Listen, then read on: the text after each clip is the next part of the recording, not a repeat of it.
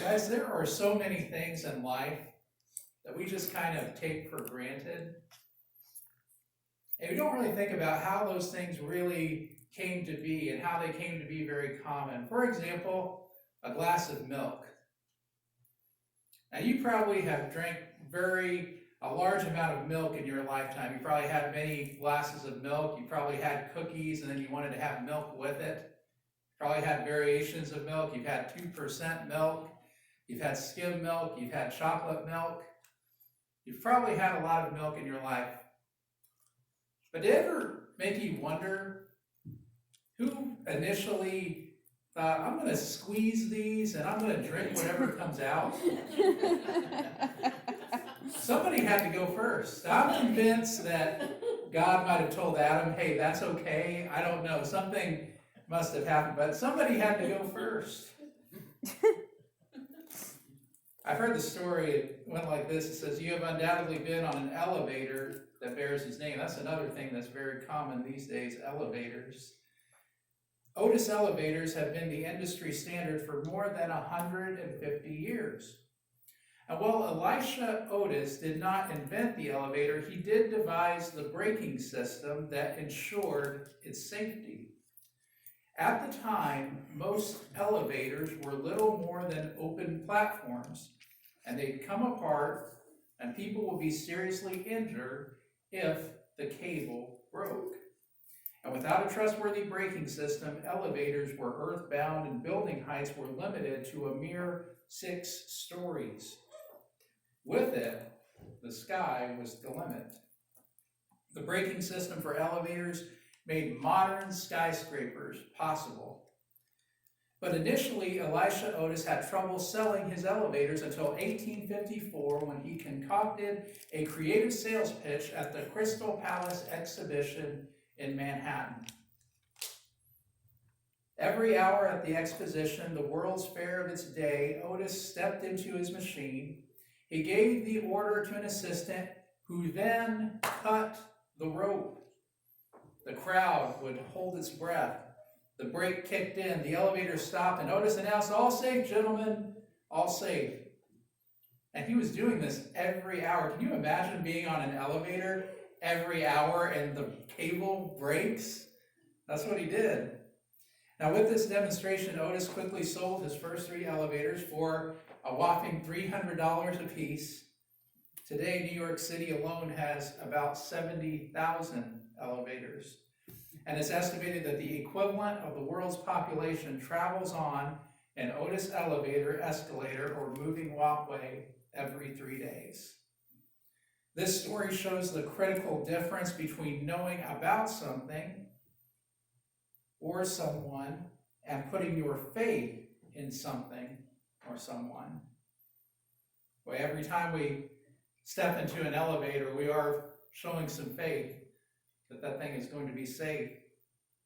And guys, I want you to understand something very clearly about who we can place our trust in today. There is a critical part of the story we are going to read today, which is found in Mark chapter 5. You guys can go ahead and turn there now. There's a critical part of the story that we are going to read today where Jesus says the words, "Don't be afraid, just believe." Don't be afraid, just believe. There are times in all of our lives where the circumstances are bad, hope seems lost, and we will have to rely on our faith. And I know we don't always get the outcomes that we want in the moment, but with the author of life, no tragedy, not even death itself, has the final word. What we will read this morning will strengthen your faith in Jesus. When life is at its worst, don't be afraid, just believe. Let's take a look at Mark chapter 5, starting at verse 21. Mark chapter 5, verse 21, that's where we're going to start. It says, when Jesus had again crossed over by boat to the other side of the lake, A large crowd gathered around him while he was by the lake. Then one of the synagogue rulers named Jairus came there. Seeing Jesus, he fell at his feet and pleaded earnestly with him, "My little daughter is dying. Please come and put your hands on her so that she will be healed and live." So Jesus went with him. A large crowd followed and pressed around him. And a woman was there who had been subject to bleeding for 12 years. She had suffered a great deal under the care of many doctors and had spent all she had. Yet instead of getting better, she grew worse. When she heard about Jesus, she came up behind him in the crowd and touched his cloak, because she thought, "If I just touch his clothes, I will be healed." Immediately, her bleeding stopped, and she felt in her body that she was freed from her suffering. At once, Jesus realized that power had gone out from him. He turned around in the crowd and asked, "Who touched my clothes?" "You see the people crowding against you," his disciples answered, "and yet you can ask, 'Who touched me?'" But Jesus kept looking around to see who had done it. Okay, guys, let's go ahead and stop right there. Let's see what we're looking at here. I love this story because not only does it tell us so much about Jesus, it also kind of encapsulates a lot of what we see in the book of Mark as well, because the book of Mark is filled with activity. One of the things that you'll notice when you read the book of Mark is that Jesus is constantly doing things, and it gives you a sense of what his life and what his ministry was like as he was here on this earth helping people, because he was constantly doing that. He was constantly helping people. And there was this constant forward momentum in this book of Mark in which Jesus is continually going and doing things and helping people. And in this story, we see a synagogue ruler named Jairus. And the way our story begins, he falls at Jesus' feet. A crowd is already gathering around. When they hear that Jesus has come to their area, they come and they want to see him, and they want to see what he's going to do and what he's going to say. And amongst those people, a synagogue ruler named Jairus comes and falls at Jesus' feet. And it turns out that his daughter is dying. And so in a desperate appeal, he comes to Jesus and he asks for his help. And he asks Jesus to come and to save his daughter. And so Jesus agrees to go with him. And as they're in the midst of going, a large crowd is all gathered around him. They're all pressing against him. This gives you again that image, that picture of Jesus as at this time being like a celebrity of his day, because people are just wanting to get close to him. And this big crowd is just gathering around, and you can just imagine, I don't know if you've ever been in a crowd of people that's not so polite. You can just imagine people elbowing each other, trying to get a little bit closer. And in this big crowd, people are pressing against him. There is one particular woman who is very sick as well. Now, we don't know all the details of her situation, but we do know that it is a horrible circumstance that she is in. And she reaches out to Jesus for healing. And she thinks to herself, if she just touches his clothes, that will be enough to make her well. And so she does that. She reaches out, she touches his clothes, she's made well. Now Jesus, the story indicates, is aware that this has happened. Now he could just go on. I mean, obviously Jesus is busy. He's going on to help somebody else. But in the midst of all this, he stops. And he says the words, "Who touched me?" Now he could have thought to himself, you know what? She's healed. She's good. I'm just going to go on. But he chooses not to do that. And that's intentional, of course, on his part. And so he stops and he wants to talk with this woman. And so he says, "Who touched me?" His disciples are looking, "Jesus, there's a lot of people around here. A lot of people have been pressing against you. There's been a lot of people that have touched you." Jesus said, "No, I felt power go out from me. Somebody just got healed. And I want to talk to the person who just got healed." It says, well, Jesus, he kept looking around to see who had done it. Guys, Jesus is never too busy for people in need. Jesus is never too busy for people in need. That's one of the things that is clearly illustrated in this story. We don't see the stories recorded in the Bible where Jesus is saying, somebody comes to him for help, somebody like Jairus, "Lord, please come help my daughter." And Jesus says, "Guys, listen, I'm a little bit busy. I made some plans to go to Starbucks today. I just can't quite make it." No, Jesus goes to help Jairus. And even in the midst of going to help Jairus, he's going to help somebody else. He wants to talk to this woman because he wants to help her too. Brian Lowry shared this story. He said in March of 2009, Dutch artist Johan van der Donk decided God needed a telephone number. Can you imagine that? God with a telephone number? And so he got him one, a cell phone number to be exact, to show that God was, quote, available anywhere and any time. In earlier times, you would go to a church and say a prayer, Donk said in an interview. And now this is an opportunity to just make a phone call and say your prayer in a modern way. Seems a lot of people appreciate the opportunity that this man had afforded them with his, quote, divine hotline. Within 1 week, over 1,000 people left God a message. On one hand, it's pretty thrilling to know that over 1,000 people want to connect to God. On the other hand, you have to wonder how people will feel once the connection is made.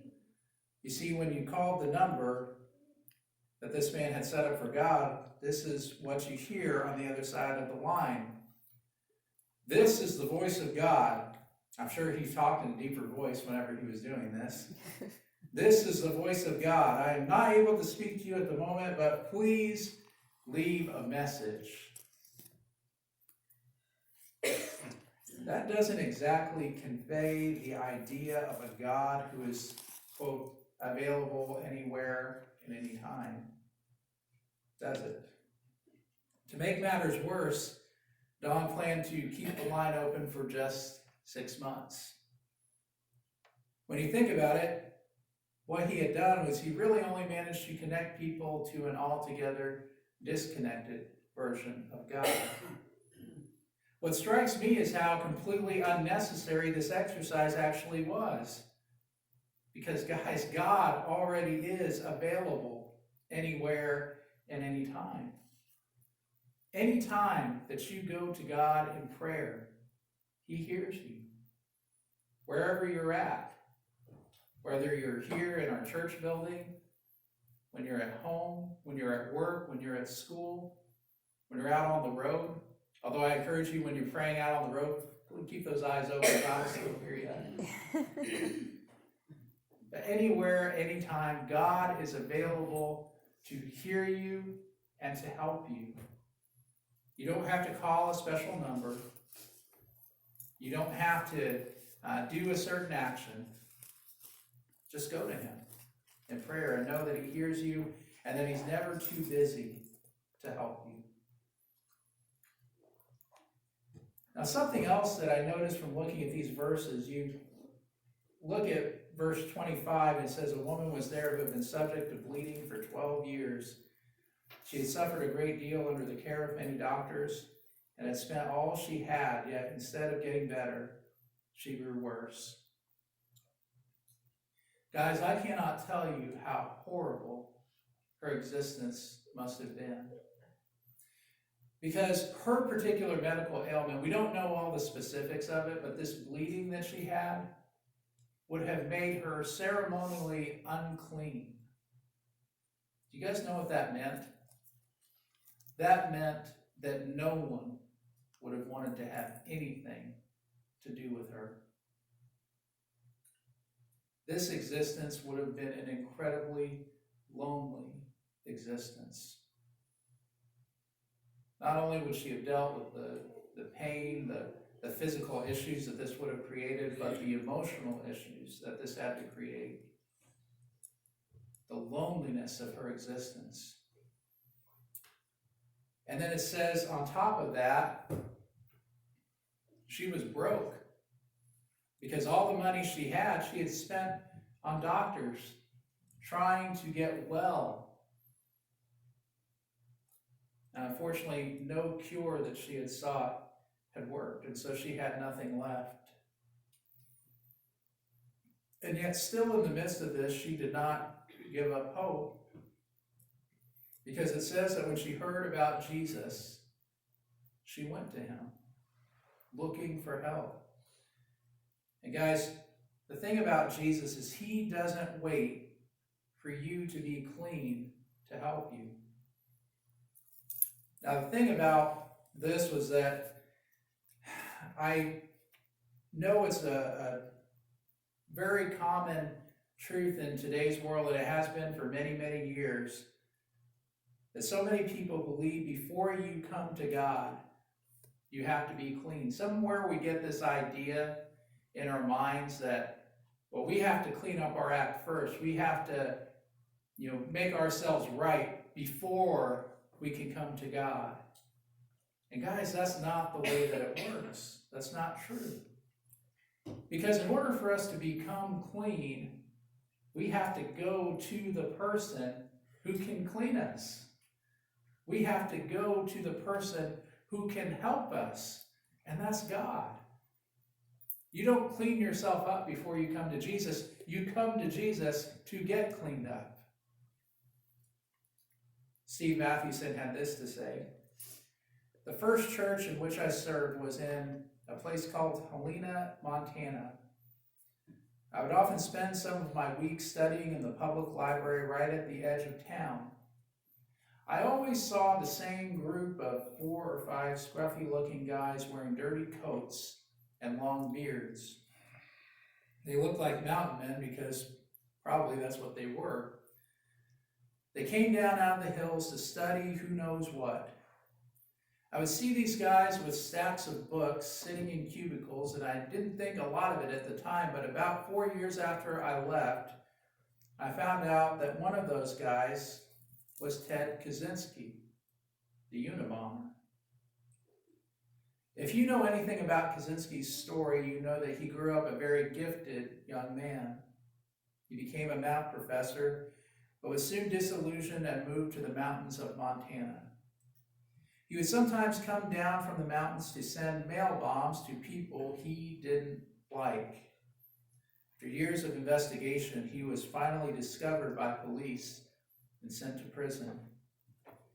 At this point, the story gets even more interesting. A while ago, his mother, Wanda Kaczynski, was interviewed by a reporter with the Chicago Tribune. She made some statements that I thought were powerful. At the time that the article was written, she had been writing monthly letters to her son in prison.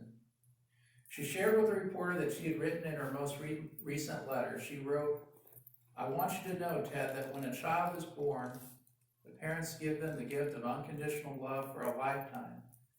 This is true of you no matter what happens. My love for you will be there for a lifetime. Love, Mother." Even after he had refused to look at her when he entered the courtroom during his trial, even after he had given testimony in court that described her as a horrible person, she still loved him enough to write these monthly letters. We look at that as a rather amazing act of human love. Romans 5 says God has done something even more incredible than that. While we were still sinners, while we were still in full-out rebellion against him, he sent his Son to die for us. In 1 John chapter 4, verse 10, John writes, "This is love, not that we loved God, but that he loved us and sent his Son as an atoning sacrifice for our sins. Guys, I hope that you know that that's the way that God feels about you. One of the most important things for us to realize is that God does not sit back and wait for us to make ourselves right before him. He doesn't wait for us to all of a sudden become perfect people. And in fact, churches are not gathering places for perfect people. I hope this doesn't disillusion anybody that's out there right now, but churches are gathering places for sinners. And one of those sinners stands up in a pulpit every Sunday and talks to the other sinners. That's what churches are. This place is not a place for perfect people. God does not wait for us to make ourselves perfect or to clean ourselves up. He enters our world and he comes to clean us up. That's who Jesus is. This woman, in her suffering, she reached out her hand, she touched the clothes of Jesus, and she was made well. It says in verse 32, I want to continue reading and find out what happens in the rest of the story. Verse 32, it says, but Jesus kept looking around to see who had done it. Verse 33, it says, then the woman, knowing what had happened to her, came and fell at his feet, and trembling with fear, told him the whole truth. He said to her, daughter, your faith has healed you. Go in peace. Be freed from your suffering. While Jesus was still speaking, some men came from the house of Jairus, the synagogue ruler. Your daughter is dead, they said. Why bother the teacher anymore? Ignoring what they said, Jesus told the synagogue ruler, don't be afraid, just believe. He did not let anyone follow him except Peter, James, and John, the brother of James. When they came to the house of the synagogue ruler, Jesus saw a commotion with people crying and wailing loudly. He went in and said to them, why all the commotion and wailing? The child is not dead, but asleep. But they laughed at him. After he put them all out, he took the child's father and mother and the disciples who were with him, and went in where the child was. He took her by the hand and said to her, Talitha kum, which means, little girl, I say to you, get up. Immediately, the girl stood up and walked around. She was 12 years old. At this, they were completely astonished. He gave strict orders not to let anyone know about this and told them to give her something to eat. Now, I can tell from this story, Jesus is my kind of guy, because after he raises this girl back to life, first thing he says is, get her something to eat. That's my kind of guy right there. Guys, there is always hope when Jesus is involved. Now, you want to talk about some hopeless situations? That woman in this story that went to Jesus for healing, how long did it say that she suffered? Was it a week? Was it 2 weeks? Was it a month? It was 12 years. 12 years she was in that situation. And she believed in Jesus enough. She said, if I just reach out my hand and touch his clothes, I'll be made well. And so she did that. She reached out her hand, she touched his clothes, she was made well. But that wasn't enough for Jesus, though. Because again, he could have just continued on his way. He had healed her. But he made a point of stopping. Even in the midst of what he was doing, he made a point of stopping. And he wanted to talk to her. Because with Jesus, it was about more than what he could physically do for this woman. How long do you think it had been since anybody had turned around and talked to this woman? Probably been a long time. And probably amongst her community, she was probably known as somebody to avoid.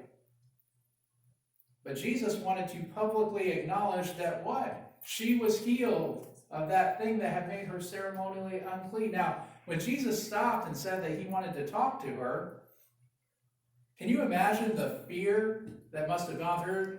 The Bible even says how afraid she was. It says, then the woman, knowing what had happened to her, came and fell at his feet, and trembling with fear, told him the truth. You notice what must have been going through her mind. Did she ask Jesus' permission before reaching out to touch him? I mean, this is a ceremonially unclean woman who is reaching out to touch his clothes. Can you imagine what she might have been thinking? I can just imagine she was probably thinking, oh my gosh, I was just made well. I didn't ask his permission first. He's probably going to say, I'm taking that back. You should have asked first. But Jesus, instead of saying something like that, he says, daughter, your faith has healed you. Go in peace and be freed from your suffering. Can you imagine the relief that must have come over her? Because not only did he not get mad at her, but he confirmed it. And he confirmed it publicly in front of everybody. He said, daughter, your faith has made you well. Go in peace and be freed from your suffering in front of everybody. And you imagine everybody was going to be talking. You know how people can talk. Did you hear? Jesus healed her. He said it. And while Jesus was speaking, and told you stuff is constantly happening in the book of Mark, while Jesus was still talking, some men came from the house of Jairus with that horrible news. Your daughter is dead. Don't bother Jesus anymore. But Jesus says those words that we heard in advance to pay attention for, to look for. Don't be afraid. Just believe. And so Jesus goes to the house. There are friends and family there. They're crying because this little girl has died. Jesus tells them that she is not dead but asleep. They are ready to laugh at him, but he tells them to go away. He goes in with just a few of his disciples and the parents of this little girl. And it says, he says the words, Talitha Kum. Now, one of the things about the book of Mark that is believed is that Mark was probably in Rome with Peter when he wrote this book. And so you see this from time to time in the book of Mark. He'll write something in Aramaic, because probably Jesus said this in that language, those words, Talitha Kum. And then he'll immediately, Mark will translate it for his readers that might not have known those words in that particular language. And so he translates that, little girl, I say to you, get up. And immediately she gets up. Jesus is the author of life, and he has power over even death itself. For those of us who have experienced the loss of a loved one, we may not have Jesus walk into a room and raise them back to life right in front of us. But one thing we can be assured of is that the author of life has power over even death itself, and death does not have the final answer for believers. Jesus said that he's gone on ahead of us to prepare a place for us so that we can be with him. Author Os Guinness tells the hauntingly sad story about the beloved 19th century Japanese haiku poet known as Issa. When he was a young child, Issa's mother died, the first of many tragedies in his life. Many years and many sorrows later, including the death of his daughter, Issa went to a Zen master for solace. The master reminded Issa what Zen Buddhism teaches, that the world is an illusion. Like the morning dew, our lives will evaporate with the rising sun. Although Issa had remained committed to his Buddhist worldview, he still yearned for a more hopeful existence. Christians would say that Issa shared our common longing for the hope of the resurrection. When he returned home, he penned the following words: "The world is due. the world is due. And yet, Guinness comments about Issa's poem. Here's the truth that should make us stand still in our tracks, but it is expressed in such distilled beauty that the fragrance of its pathos, including such a jewel of poetry that is a lesson that is easily lost. Issa, the Orthodox Zen believer, must say that life is only due. But Issa, the father, the husband, the human being with his agonized grief and tortured love can only cry into the unfulfilled darkness where Zen sheds no light and say those words, and yet. He feels the inescapable tension between the logic of what he believes and the logic of who he is. Issa's words, and yet, makes total sense and finds its hopeful satisfaction and fulfillment when Christ swallows up death in victory. Where, O death, is your victory? Where, O death, is your sting? Guys, we serve a God who, through his Son, Jesus Christ, has made eternal life possible. So you